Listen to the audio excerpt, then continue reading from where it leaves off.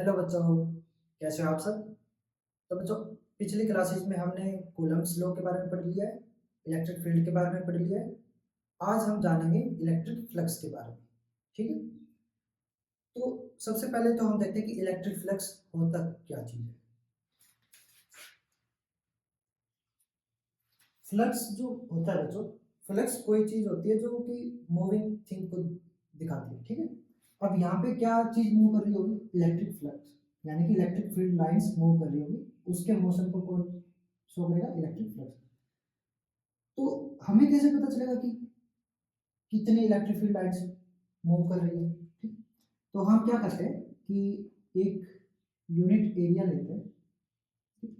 हम देखेंगे कि इस यूनिट एरिया में से कितने नंबर ऑफ लाइंस पास की है। ठीक है। कितनी इलेक्ट्रिक फील्ड लाइंस इस यूनिट एरिया को क्रॉस करके एक इस साइड से उस साइड जा रही है। ठीक। तो जितनी नंबर ऑफ लाइंस क्रॉस करेगी इस यूनिट एरिया को, हम क्या बोलेंगे कि हमारा इलेक्ट्रिक फ्लक्स क्या है। इलेक्ट्रिक फ्लक्स को रिप्रेजेंट करते हैं बच्चों फाई से। ठीक है। तो इलेक्ट्रिक फ्लक्स बनेगा हमारा, जितने नंबर ऑफ लाइंस इसको क्रॉस करके जाएगी उतना नंबर ऑफ लाइंस हमारा इलेक्ट्रिक फ्लक्स के बराबर होगा। ठीक है। Number of field lines crossing a unit area. अब बच्चों एक केस है इसमें कि यूनिट एरिया जो हमने रखा है वो हम कैसे रखेंगे। मान लो कि ये बोर्ड जो है ये यूनिट एरिया को रिप्रेजेंट कर रहा है। ठीक। अब मेरी फील्ड लाइन जो है वो ऐसे जा रही है। ठीक है। Perpendicular to the surface of the board. Okay. तो ऐसे जो मेरी फील्ड लाइंस आएंगी तो कितनी फील्ड लाइंस जा रही है वो मैं काउंट कर लूँगा कि मान लो कि 10 फील्ड लाइंस क्रॉस कर रही है तो मेरा फ्लक्स क्या हो जाएगा? 10 के बराबर हो जाएगा।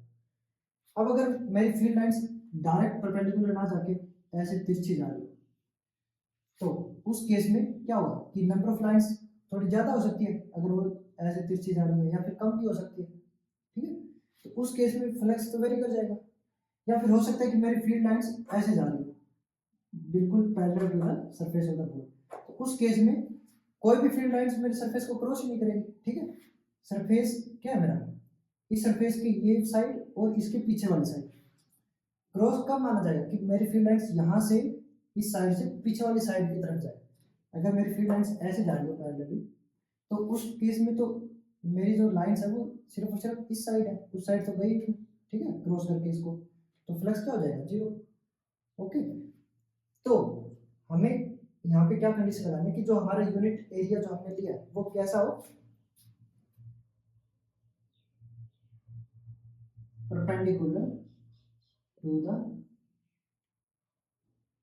Direction of field lines. ठीक है। अगर मेरी फील्ड लाइंस ऐसे जा रही है तो मैं जो यूनिट एरिया लूंगा वो परपेंडिकुलर होना चाहिए फील्ड लाइंस के। अगर फील्ड लाइंस ऐसे जा रही है तो उस केस में परपेंडिकुलर डायरेक्शन में मेरा क्या है? Unit area. तब उस केस में क्या होगा कि जो जितनी नंबर ऑफ लाइंस क्रॉस करेगी वो मेरे फ्लक्स के बराबर होगी। ठीक है बच्चों। और परपेंडिकुलर डायरेक्शन को हम दूसरा क्या बोल सकते हैं? नॉर्मल। ठीक है। इसको नॉर्मल भी बोलते हैं। अगर मेरी फील्ड लाइंस ये है तो इसके परपेंडिकुलर डायरेक्शन को मैं क्या बोलूँगा? इसके नॉर्मल। अब बच्चों जो फ्लक्स है ये तो उसका रिप्रेजेंटेशन करने का तरीका होगा फाई।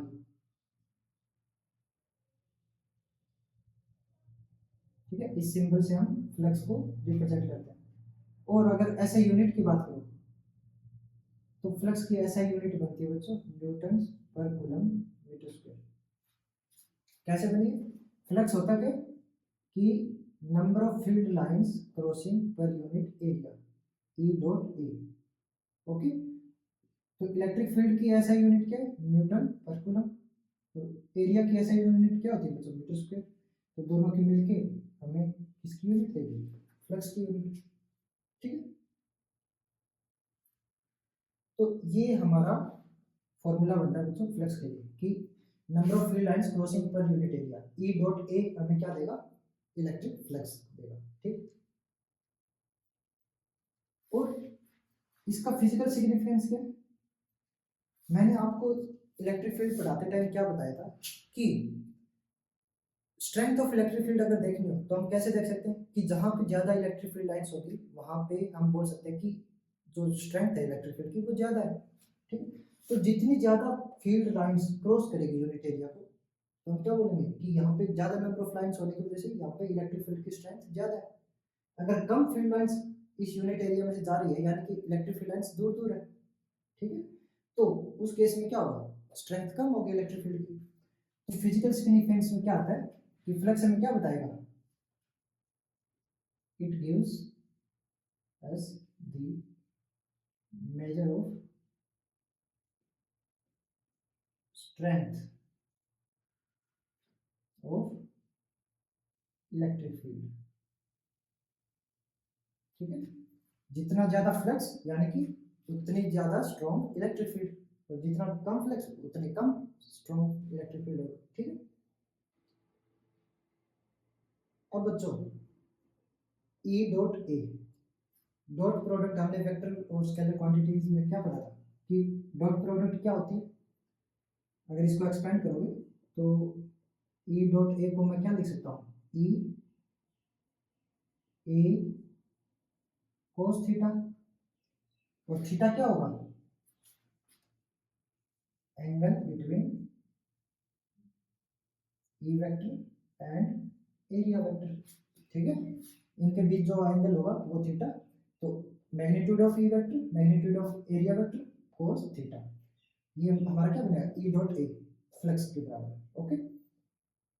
अब अगर एक केस लेते हैं जिसमें ये मेरा एरिया होगा, ठीक है, और इलेक्ट्रिक फील्ड लाइंस ऐसे जा रही,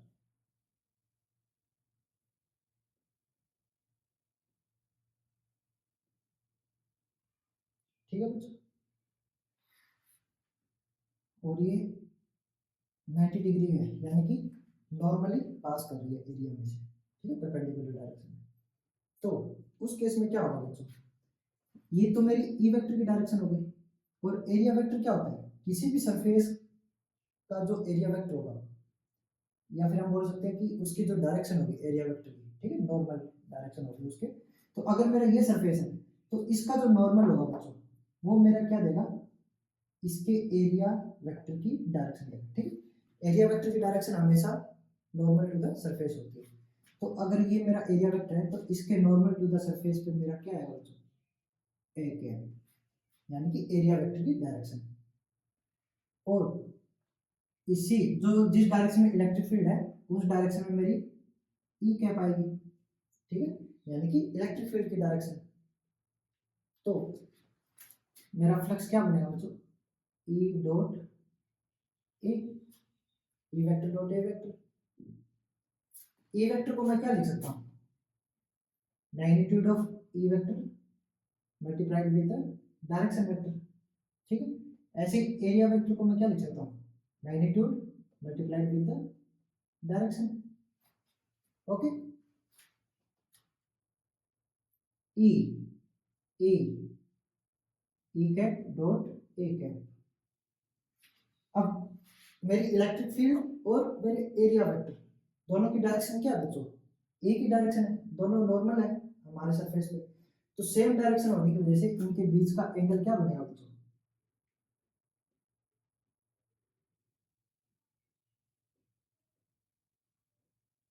0 डिग्री, ठीक है।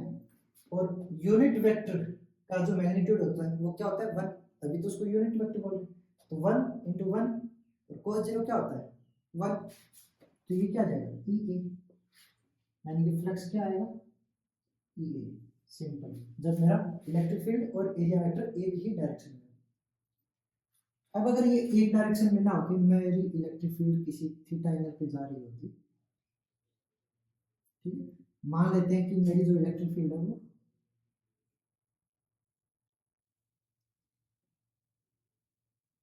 ऐसे थीटा एंगल पे जा रही है, ओके। तो इस केस में क्या होगा, मेरा एरिया वेक्टर तो इसी डायरेक्शन में रहेगा बच्चों, एन कैप बोल दे या फिर इसको ए कैप बोल दे, ठीक है। एन कैप एरिया वेक्टर की डायरेक्शन को दिखाने के लिए शो होता है कि नॉर्मल डायरेक्शन में मेरा क्या है एरिया वेक्टर, तो सरफेस का जो नॉर्मल होगा वो एन कैप, ठीक, नॉर्मल वाली डायरेक्शन, या फिर इसको ए कैप लिख लो। तो ये तो परपेंडिकुलर है, और इलेक्ट्रिक फील्ड लाइन जो है वो थीटा एंगल बना रही है सरफेस के साथ में। तो इलेक्ट्रिक फील्ड की डायरेक्शन तो यही रहेगी ना बच्चों, जो जिस डायरेक्शन में हमारी ई कैप है इलेक्ट्रिक फील्ड है। तो उस केस में मेरा फ्लक्स क्या बनेगा, ई डॉट ए। अब इलेक्ट्रिक फील्ड और एरिया वेक्टर के बीच में क्या एंगल बनेगा, थीटा एंगल बनेगा। तो इसको क्या लिख सकते हैं, ई ए कोस थीटा, ठीक है, ये मेरा फ्लक्स बनेगा। अब फ्लक्स मिनिमम क्या हो सकता है, इलेक्ट्रिक फील्ड का जो मैग्नीट्यूड है वो तो बच्चों फिक्स रहेगा लाइंस के केस में, और एरिया वेक्टर जो हम एरिया वेक्टर एरिया लेके चल रहे हैं उसका मैग्नीट्यूड भी फिक्स रहेगा। तो इसमें फ्लक्स किस पे डिपेंड करेगा, एंगल पे। अगर cos थीटा वैल्यू मिनिमम हो तो हमारा फ्लक्स क्या आएगा, मिनिमम। अगर ये मैक्सिमम हो तो मैक्सिमम फ्लक्स आएगा, ठीक है। तो फ्लक्स मेरा जीरो कब हो सकता है, जब मेरा cos थीटा वाली टर्म क्या हो, जीरो, ठीक है। जब ये जीरो होगी तो cos थीटा जीरो कब होगा, जब मेरा थीटा क्या होगा 90 डिग्री, ठीक है। तो उस केस में मेरा फ्लक्स क्या आएगा बच्चों, जीरो। और थीटा 90 होने का मतलब क्या है कि थीटा क्या है, इलेक्ट्रिक फील्ड और एरिया वेक्टर के बीच की,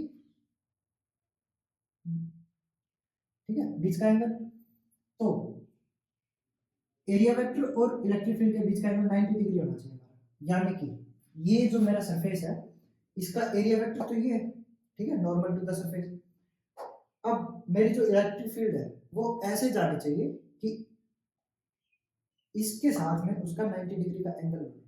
तो 90 डिग्री का एंगल कैसे बन रहा है बच्चों, यहाँ से इस डायरेक्शन में, अगर मेरी इलेक्ट्रिक फील्ड इस डायरेक्शन में पैरेलल टू द सरफेस, तब उस केस में मेरा क्या रहेगा, एंगल जो है एरिया वेक्टर के लिए बच्चों, ये मेरा एरिया वेक्टर था, ये मेरी इलेक्ट्रिक फील्ड है, ये चाहे किसी भी डायरेक्शन में, जब तक ये पैरेलल टू द सरफेस है तब तक ये एरिया वेक्टर और इलेक्ट्रिक फील्ड वेक्टर के बीच में एंगल क्या रहेगा मेरा 90 डिग्री, ठीक है। वो उस केस में मेरा फ्लक्स क्या रहेगा, जीरो, ठीक है। यानी कि अगर इलेक्ट्रिक फील्ड लाइन पैरेलली जाए सरफेस के तो कोई भी इलेक्ट्रिक फील्ड लाइन तो क्रॉस किया नहीं, ठीक है, इलेक्ट्रिक फील्ड लाइन इसको क्रॉस नहीं करेगी तो फ्लक्स में काउंट नहीं होगी, तो फ्लक्स क्या रहेगा हमारा, जीरो। और मैक्सिमम फ्लक्स कब आएगा, जब cos थीटा हमारा क्या होगा, मैक्सिमम, ठीक है। मैक्सिमम क्या हो सकता है, cos थीटा मैक्सिमम कितना हो सकता है, +1। और कब होगा ये, जब थीटा क्या होगा, 0 डिग्री, ठीक है। यानी कि इलेक्ट्रिक फील्ड और एरिया वेक्टर के बीच में कोई एंगल हो ही ना। ये मेरा एरिया वेक्टर था और मेरी इलेक्ट्रिक फील्ड अगर इसी डायरेक्शन में, ठीक है, तब इलेक्ट्रिक फील्ड और एरिया वेक्टर के बीच में एंगल क्या आएगा, जीरो, ठीक है, 0 डिग्री एंगल। तो उस केस में मेरा फ्लक्स क्या आएगा बच्चों, मैक्सिमम ई ए, ठीक है, ये मैक्सिमम फ्लक्स होगा, ठीक है, क्योंकि cos थीटा तो 1 हो गया, +1। और ऐसे मिनिमम फ्लक्स देखना तो cos थीटा मिनिमम कितना हो सकता है, -1। और -1 कब होगा, जब थीटा क्या हो 180 डिग्री, ओके। यानी 180 डिग्री का मतलब अगर मेरा एरिया वेक्टर इस डायरेक्शन में तो मेरी इलेक्ट्रिक फील्ड अपोजिट डायरेक्शन में जानी चाहिए। उस केस में फ्लक्स जो आएगा वो मिनिमम आएगा, और कितना आएगा, -E A, ठीक है बच्चों, सिंपल है। अब अगर बच्चों जनरल टर्म देखें, हमारा फ्लक्स क्या बना था, ई डॉट ई, ठीक। अब वेक्टर, किसी भी वेक्टर को अगर हम कार्टेशियन कोऑर्डिनेट्स में रखें, ठीक है, तो ई वेक्टर को हम क्या लिख सकते हैं, ई एक्स आई कैप, ई वाई जे कैप, प्लस ई जेड के कैप। इसका मतलब क्या है कि आई कैप की डायरेक्शन में इलेक्ट्रिक फील्ड का जो कंपोनेंट है वो क्या है, ई एक्स के बराबर है, ये मैग्नीट्यूड, ये इसकी डायरेक्शन, ठीक। जे कैप की डायरेक्शन में ई वाई मैग्नीट्यूड है, ठीक। ऐसे ही मैं एरिया वेक्टर को क्या लिख सकता हूँ, ए एक्स आई कैप, ए वाई जे कैप और ए जेड के कैप, ठीक है। तो यहाँ पे अगर इनको पुट करें,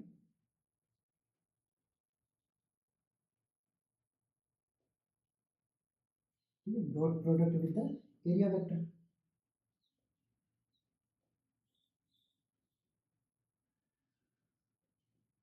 तो अब डॉट प्रोडक्ट क्या होती है बच्चों, आई कैप की डॉट प्रोडक्ट आई कैप के साथ आएगी, ठीक है, जे कैप की जे कैप के साथ, के कैप की के कैप के साथ।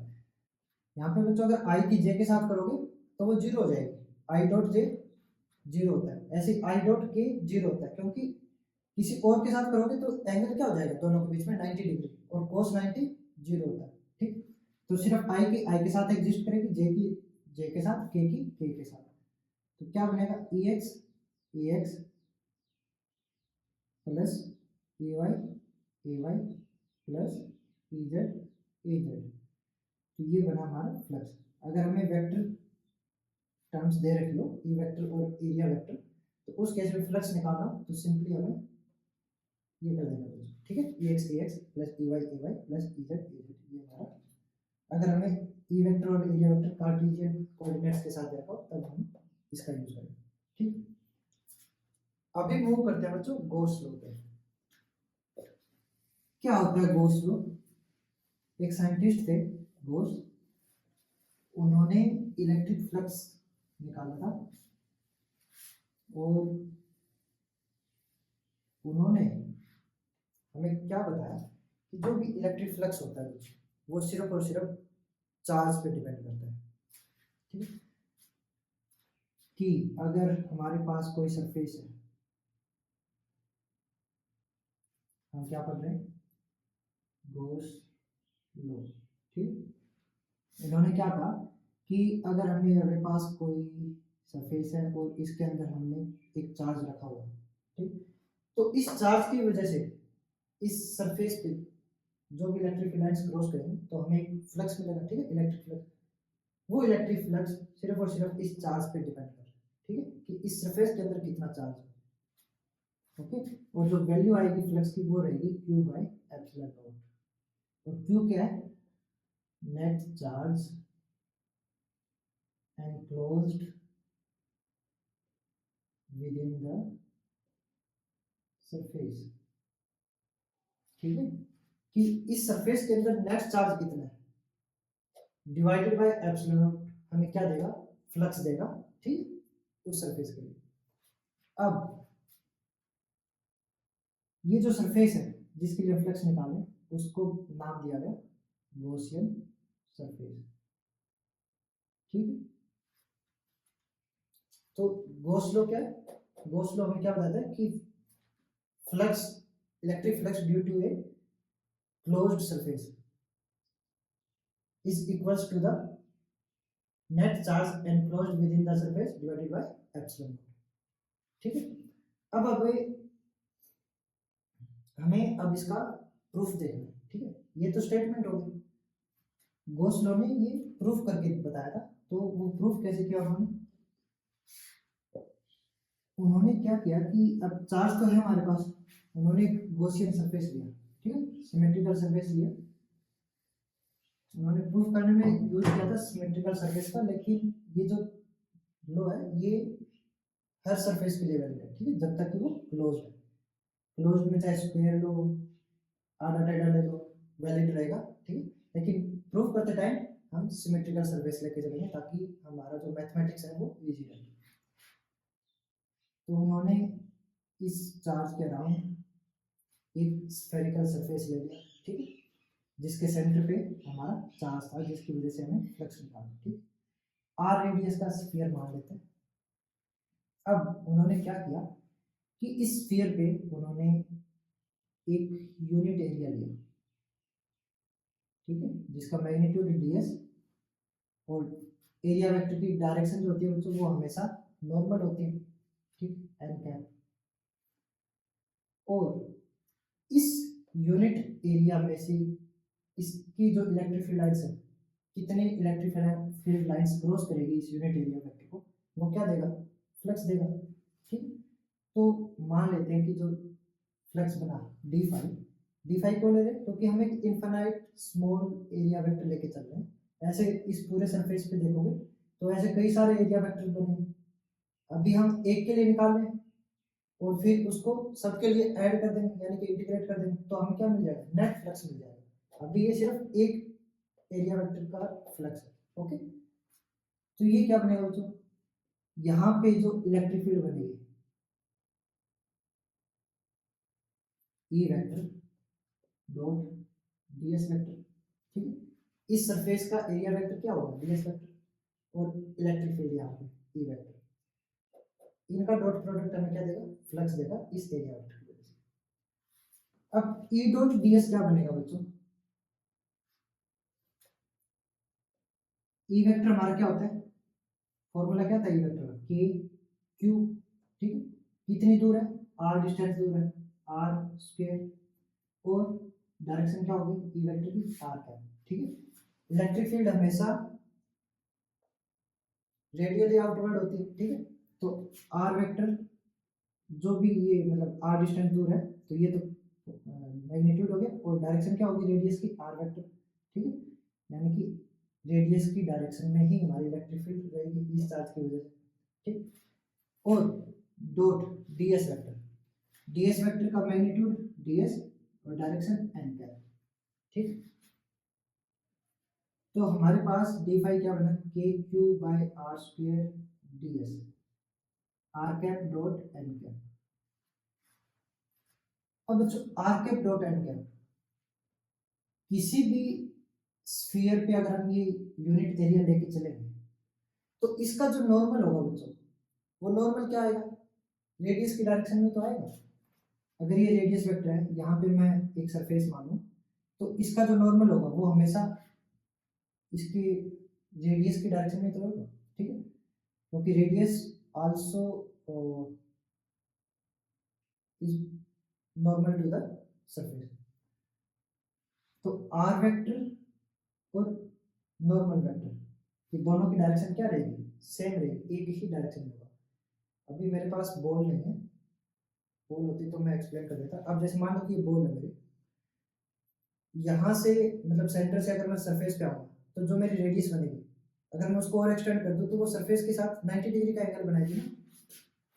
अगर ये मेरी रेडियस है तो ये सरफेस के साथ यहाँ पे 90 डिग्री का एंगल बनाएगी, यानी कि जो रेडियस वेक्टर है वो इस सरफेस पे नॉर्मल है, ठीक। और एरिया वेक्टर तो है ही नॉर्मल डायरेक्शन, तो दोनों की डायरेक्शन सेम होगी। तो उस केस में आर डॉट एन कैप क्या बनेगा,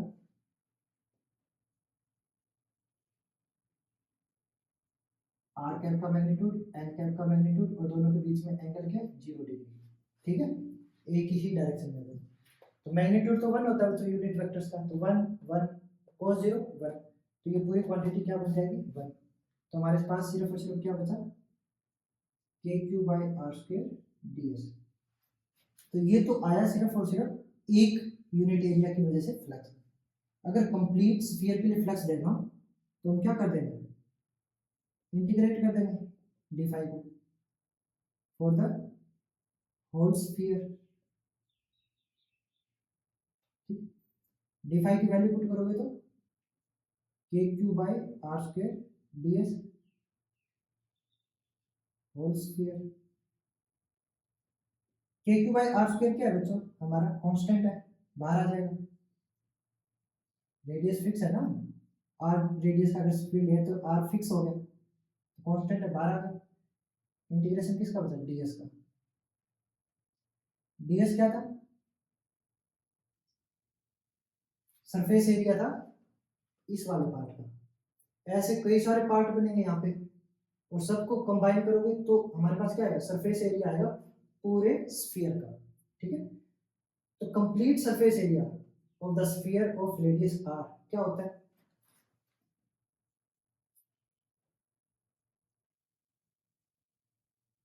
4 पाई आर स्क्वायर, ठीक है। आर रेडियस के स्फीयर का सरफेस एरिया क्या बनता है 4 पाई आर स्क्वायर। तो ds को जब इंटीग्रेट करोगे पूरे स्फीयर के लिए तो ये कंप्लीट सरफेस एरिया बनेगा।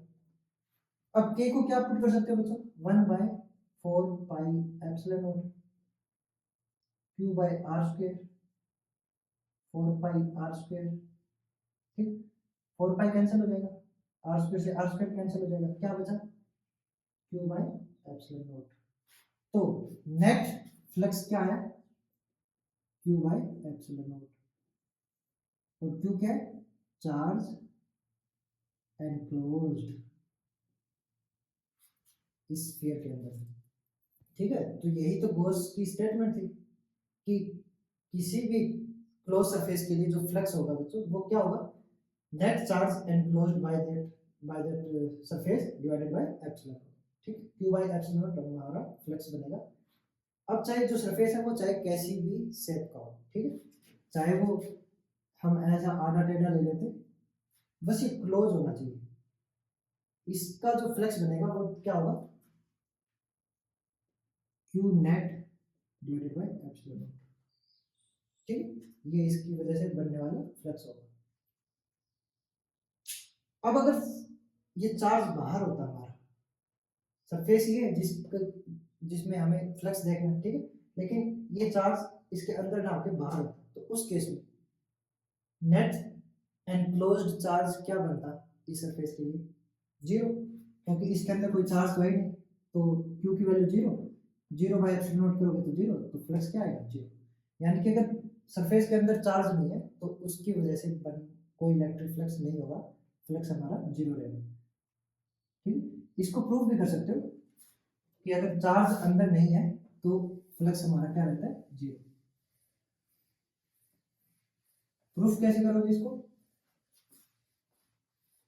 हम मान लेते हैं कि एक इलेक्ट्रिक फील्ड लाइन्स है, चार्ज कहीं दूर रखा हुआ है, उसकी वजह से जो इलेक्ट्रिक फील्ड लाइन्स जनरेट होती है उनमें से एक इलेक्ट्रिक फील्ड लाइन्स ये, ठीक है, ई वैल्यू, चार्ज हमारा कहीं दूर रखा हुआ है, हमें यहाँ पे हमने आपकी बात ये ले लिया, मान लो सिलेंडर, ठीक है, इस सरफेस के लिए ये क्लोज्ड सरफेस है, हमें इलेक्ट्रिक फ्लक्स देखना है इस सरफेस के लिए, चार्ज हमारा कहीं दूर रखा हुआ है जिसकी वजह से इलेक्ट्रिक फील्ड ये है, ठीक।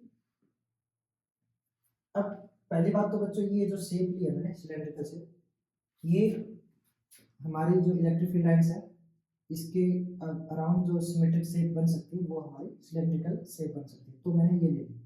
अदरवाइज कोई भी शेप हो, हमारा जो नेट फ्लक्स आने वाला है वो जीरो ही आने वाला है, लेकिन प्रूफ करने में मैथमेटिक्स का यूज होता है, और मैथमेटिक्स को सिंपल बनाने के लिए हम सिमेट्रिक चीजें यूज करते हैं, ओके। तो हमने एक क्लोज्ड सिलेंडर ले लिया, इसमें हमारा जो ये सरफेस है बच्चों, इसका जो एरिया वेक्टर बनेगा वो क्या बनेगा, इस डायरेक्शन में एन कैप, ठीक, और हमारा जो ये सरफेस है इसका जो एरिया वेक्टर बनेगा वो इस डायरेक्शन में बनेगा एन कैप, ठीक है, एरिया वेक्टर आउटवर्ड डायरेक्शन में होता है और नॉर्मल टू द सरफेस होता है। और जो हमारा ये कर्व वाला सरफेस बनेगा बच्चों सिलेंडर का, इसका जो एरिया वेक्टर होगा वो क्या होगा, नॉर्मल डायरेक्शन में, ठीक, इधर। और इन तीनों पॉइंट्स पे हमारी जो इलेक्ट्रिक फील्ड की डायरेक्शन रहने वाली है बच्चों वो हमेशा इस डायरेक्शन में रहने वाली है, ठीक है। तो यहाँ का जो फ्लक्स होगा बच्चों वो क्या बनेगा, ई डॉट ए, अगर मैं इसका मैग्नीट्यूड ए मानूं, ठीक, तो इलेक्ट्रिक फील्ड मेरी इस डायरेक्शन में, एरिया वेक्टर मेरा इस डायरेक्शन में, दोनों एक दूसरे के साथ कितना एंगल बना रहे हैं बच्चों, 180 डिग्री, ठीक है, ये मेरा एरिया वेक्टर, ये मेरी इलेक्ट्रिक फील्ड, तो दोनों के बीच में 180 डिग्री का एंगल, तो ई ए कोस 180 डिग्री क्या बनेगा बच्चों, माइनस ऑफ ई ए, ठीक है, कोस 180 डिग्री क्या होता है, माइनस वन, तो माइनस ऑफ ई ए बना फ्लक्स, इसको मैं फाई वन नाम दे देता हूँ, ठीक है, फर्स्ट सरफेस। इसकी बात करें यहाँ पे फ्लक्स क्या बनेगा, फाई टू बोलेंगे, ये ई डॉट है, अगर मैं इस एरिया को A2 नाम दूं, ठीक है, क्योंकि ये जो कर्व वाला एरिया है सरफेस एरिया वो इस वाले एरिया से मैग्नीट्यूड वाइज हमारा डिफरेंट रहने वाला है, तो इसको A2 नाम दे दिया। तो यहाँ पे बच्चों एरिया वेक्टर और इलेक्ट्रिक फील्ड वेक्टर के बीच में एंगल कितना है, 90 डिग्री का एंगल, इलेक्ट्रिक फील्ड मेरे इस डायरेक्शन में और एरिया वेक्टर मेरा इस डायरेक्शन में, तो दोनों के बीच में क्या बना बच्चों, 90 डिग्री का एंगल, cos 90 क्या होता है, जीरो, तो फ्लक्स क्या हो जाएगा, जीरो, ठीक है, तो यहाँ का फ्लक्स बना जीरो। अब यहाँ का फ्लक्स देखते हैं बच्चों, phi three E dot area vector, यहाँ पे क्या होगा, ई ए कोस 0 डिग्री, क्योंकि एरिया वेक्टर और इलेक्ट्रिक फील्ड वेक्टर, दोनों क्या है, सेम डायरेक्शन, तो दोनों के बीच का एंगल 0। cos 0 क्या होता है 1, तो ये क्या है प्लस का ई ए। अब नेट इलेक्ट्रिक फील्ड क्या आएगा बच्चों, तीनों फ्लक्स को, नेट फ्लक्स क्या बनेगा, तीनों फ्लक्स को हमने ऐड कर दिया, ठीक। तो फाई 1 क्या है minus of E A, phi 2 क्या है बच्चों 0, फाई 3 क्या है ई ए, ठीक है। तो ई ए माइनस का और ई ए प्लस का क्या हो जाएगा, कैंसिल हो जाएगा, तो नेट फ्लक्स क्या बना हमारा 0, ठीक है। तो यही तो गॉस ने कहा था कि अगर चार्ज एग्जिस्ट नहीं कर रहा हमारे गॉसियन सरफेस के अंदर, तो उस केस में उसकी वजह से कोई इलेक्ट्रिक फ्लक्स नहीं होगा, तो नेट इलेक्ट्रिक फ्लक्स क्या है हमारा 0, ठीक। सिंपल है गॉस लॉ। इसकी बेसिस पे इसकी जो एप्लीकेशन है बच्चों, बहुत शानदार एप्लीकेशन है गॉस लॉ की। हम किसी भी चार्ज डिस्ट्रीब्यूशन के लिए इलेक्ट्रिक फील्ड निकाल सकते हैं, ठीक है, with the help of Gauss law. और क्या है गॉस लॉ, सिंपल सा है कि फ्लक्स हमारा क्या रहेगा q बाय एप्सिलॉन, और q क्या है चार्ज एनक्लोज्ड, ठीक है, विद इन द सरफेस। ये छोटा सा फॉर्मूला यूज करके हम किसी भी चार्ज डिस्ट्रीब्यूशन के केस पे किसी भी पॉइंट पे इलेक्ट्रिक फ्लक्स फाइंड आउट कर सकते हैं, या फिर हम बोल सकते हैं कि इलेक्ट्रिक फील्ड फाइंड आउट कर सकते हैं, ठीक। अभी कुछ पॉइंट्स हैं गॉस लॉ से रिलेटेड, वो देखो क्या क्या है। पहला पॉइंट तो क्या है बच्चों की, जो गॉस लॉ है वो एप्लीकेबल रहेगा सिर्फ और सिर्फ क्लोज्ड सरफेसेस के लिए, ठीक है। जब तक जिस सरफेस के लिए हम फ्लक्स निकालें अगर वो क्लोज्ड सरफेस नहीं है तब तक हम गॉस लॉ को अप्लाई नहीं कर सकते, ठीक। It is independent of size shape of the surface, ठीक है। जो सरफेस, जिस सरफेस के लिए हम इलेक्ट्रिक फ्लक्स फाइंड आउट कर रहे हैं वो किस साइज का है किस शेप का है उससे कोई मतलब नहीं है, ठीक। सब पे एप्लीकेबल रहेगा हमारा गॉस लॉ जब तक कि वो क्लोज्ड सरफेस बन रहा है, ठीक। नेक्स्ट पॉइंट क्या है, जो q बाय एप्सिलॉन नॉट है, यहाँ पे q is the net charge, या फिर हम बोल सकते हैं इसको सम ऑफ ऑल चार्जेस। अगर सरफेस के अंदर एक से ज्यादा चार्ज है तो सभी चार्जेस का सम कर देंगे तो हमारे पास क्या मिलेगा नेट चार्ज, वो नेट चार्ज हम यूज करेंगे इस फॉर्मूला में, ठीक है, q by epsilon.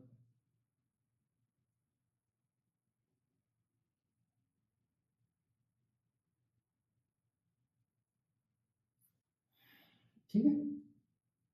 Next point क्या है बच्चों, वो तो इसी में आएगा कि जो सरफेस हम चूज कर रहे हैं उसको हम गॉसियन सरफेस बोलते हैं, ठीक है बच्चों, यही है।